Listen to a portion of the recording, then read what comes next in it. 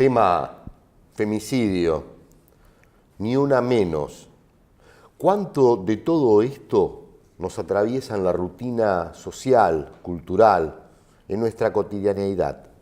Bueno, María Elena Gali está con nosotros, te agradecemos muchísimo tu presencia y tras la última movilización que supera la anterior en casi todo el país, ¿no es cierto?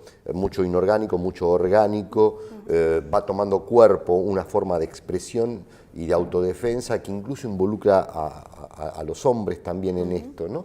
¿En qué nuevo escenario nos encontramos ahora respecto a este tema del femicidio? Bueno, por un lado, se ha avanzado en esto, en la visibilización del fenómeno, del tema, que antes no se salía tanto a la calle, era algo más individual y ahora se colectivizó y se están conformando las redes y organizaciones más articuladamente y más en diálogo para trabajar sobre este problema y tenemos más de 250 femicidios por año en todo el país y bueno, desde tanto de la sociedad civil como del Estado se está trabajando fuerte bueno, en distintas acciones. Principalmente desde el Estado la Corte Suprema ya empezó a rendir los números, ¿no? de los casos de mujeres muertas por violencia de género y bueno, a dar todo como una caracterización de quiénes son las mujeres, las edades, la relación con el víctima, el femicida, un poco para entender de qué se trata este fenómeno y que no es algo individual o algo del ámbito privado, ¿no? o de un seno familiar, sino que es algo que nos involucra a todos. Ahora, Marianela, ¿cuál es el promedio de edad que abarca a la mayoría de las mujeres víctimas? La mayoría es entre la franja de los 20 y los 40 años. 20 y 40. ¿Y el nivel socioeconómico? Atraviesa todos los niveles socioeconómicos. Por igual.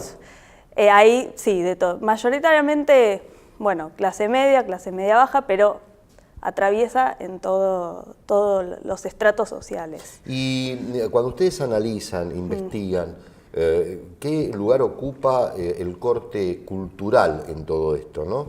Porque hay mujeres que son víctimas de la violencia de la familia, de los compañeros, básicamente, ¿no? Pero muchos nos preguntamos el corte cultural de todo esto, ¿no? El hilo conductor de todo esto. ¿Ustedes lo han estudiado?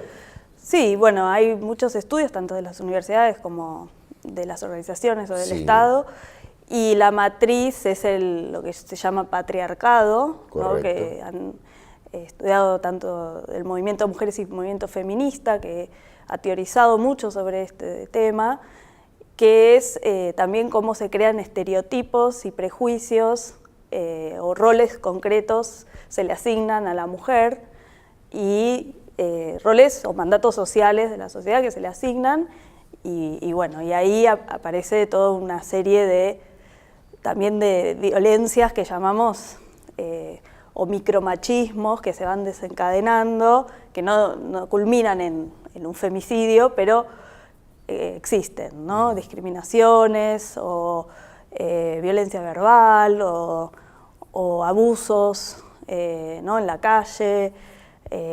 A cualquier mujer creo que todas pasamos siempre por algún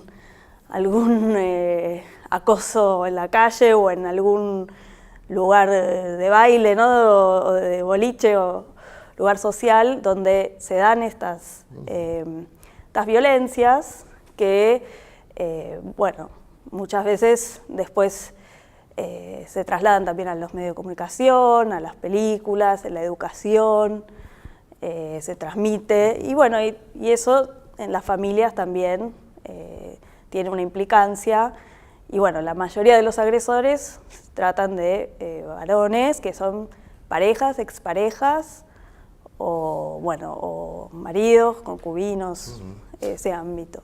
Me gustaría saber si compartís o no, esta lectura de la mujer y el acoso. ¿Cuál es el principal acoso que recibe la mujer? Porque vos enumeraste algunos recién, sí. Pero el principal, ¿cuál es? ¿El acoso del sometimiento verbal, del recorte de libertad y la imposición de determinados parámetros sobre la cual se le quiere controlar? Sí, hay diferentes tipos de acosos y en diferentes ámbitos. Entonces, en la vía pública tenemos típicos los piropos que llaman, o las frases, ¿no? de personas verbal, que vienen, que se acercan y empiezan a tratar de insistir, que quiere conocerte y no admiten el no. En el transporte público también hay cientos de casos, ¿no? Ya con toqueteos o más la manito, ¿no? en algún lado. Pero después también en el ámbito laboral hay acosos, puede darse no solo entre las jerarquías, entre directores y empleados, sino entre compañeros. ¿Ese es el más común? Ese se da bastante, es uno de ellos, no sé si es el más común, pero sí que se da. De hecho, existe una oficina de violencia laboral en el Ministerio de Trabajo que trabaja todo este tema.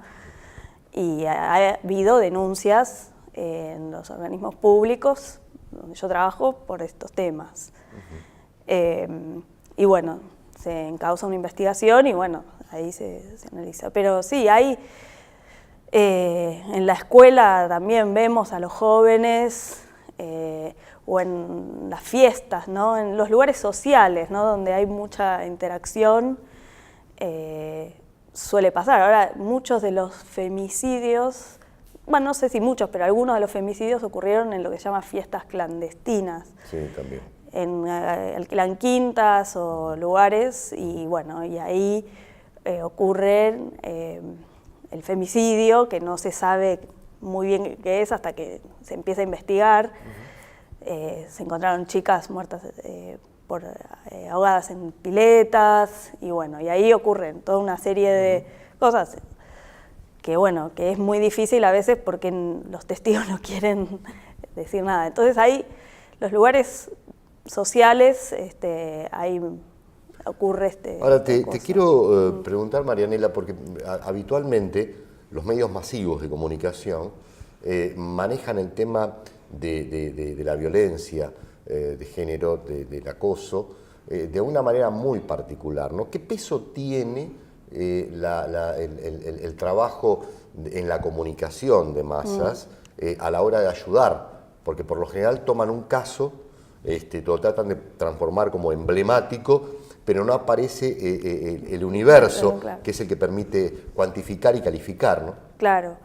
Sí, los medios son fundamentales, sobre todo en cómo construyen el rol, la imagen de la mujer. Desde ya de los años 50 se ha analizado que las publicidades también hay dos fuertes estereotipos asociados con las mujeres, que son la ama de casa, la que limpia, que está cuidando de los hijos, el rol más maternal, y si no, un rol de objeto sexual al servicio del varón, a los intereses del varón para satisfacer sus necesidades sexuales, si podría decir. Entonces eso fue construyéndose de manera muy fuerte en los medios y en las publicidades, no solo en las publicidades, sino en las películas y en lo que es series de televisión. Y después, en los casos de femicidios, cuando los medios tienen que dar cuenta o informan la noticia, normalmente sí, se quedan solamente con un caso, no explican el fenómeno en su totalidad, también por desconocimiento, porque tampoco había datos y análisis más masivos. Ahora estamos empezando a trabajar en eso, a hacer trabajo más cualitativo, cuantitativo y poder dar cuenta un poco mejor de esto. Pero se ha pasado de un momento que se ha hablado de crimen pasional, que eso era muy criticado tanto por el movimiento de mujeres, por el feminismo, porque se reduce a algo particular, una relación a, bueno, a decir, bueno, ya empiezan a utilizar la palabra femicidio, esto es algo que atraviesa a toda la sociedad, que tiene que ver con las discriminaciones, las violencias estructurales. Y bueno, se ha avanzado, yo creo que mucho la movilización Ni Una Menos puso en evidencia todo este problema. De hecho, fueron un grupo de mujeres periodistas que impulsaron. Sí, lo han puesto. Así que, y bueno, ese es el desafío, ¿no? De empezar a... Marianela, te quiero agradecer mucho este momento aquí con nosotros. Bueno, y gracias es un tema, a ustedes. Gracias, digo, que es un tema que vamos a seguirlo. ¿Cuánto hay todavía oculto en cuanto a nuestro conocimiento sobre esta problemática? ¿En cuánto estamos involucrados cada uno de nosotros? ¿Cuánto pesa el tema de la educación en este tema? Desde la infancia hasta el terciario, ¿no es cierto? ¿Cuánto pesa la educación política en este tema? Y es una cultura muy vieja la que está dominando justamente esta cuestión que termina en el femicidio.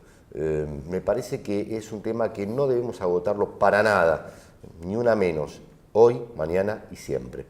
Vamos a la columna, como de costumbre, y luego tenemos más novedades.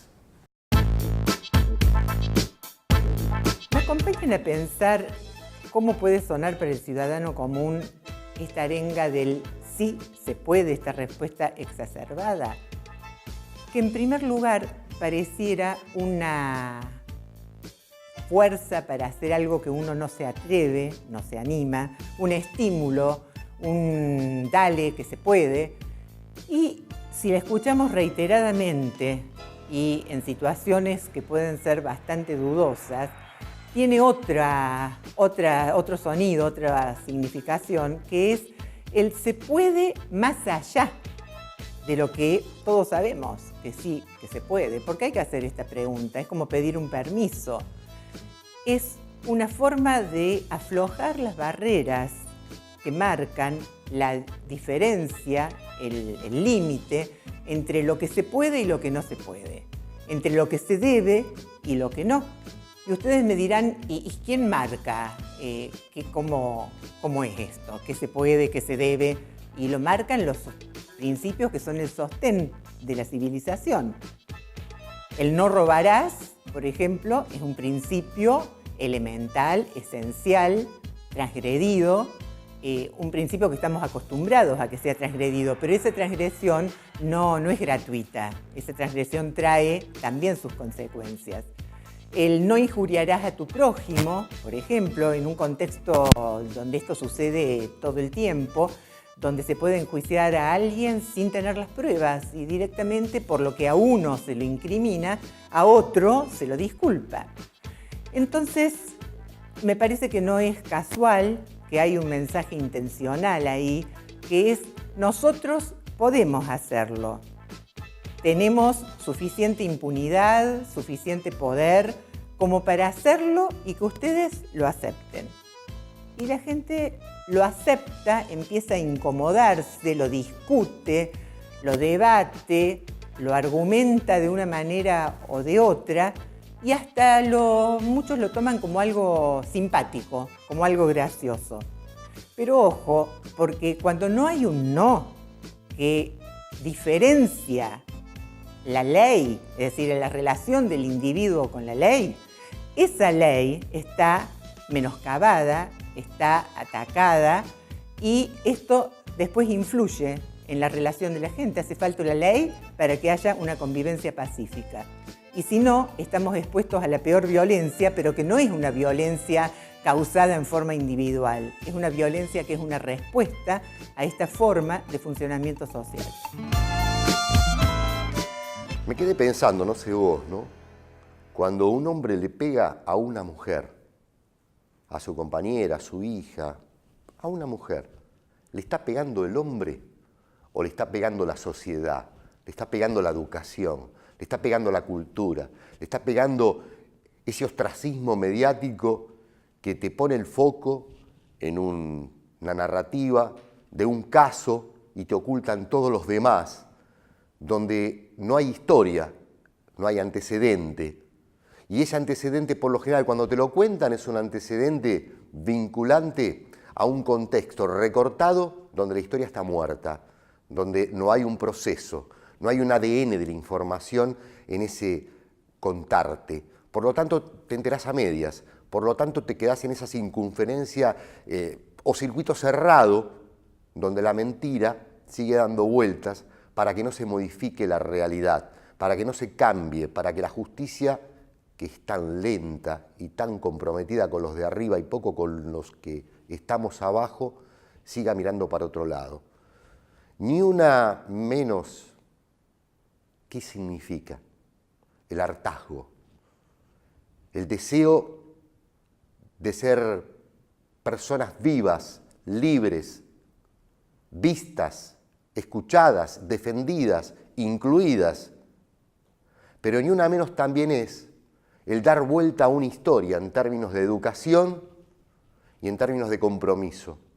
Por eso te decía al principio, con la nota que hicimos con María Lagali, cuando un hombre pega a una mujer, está pegando la sociedad.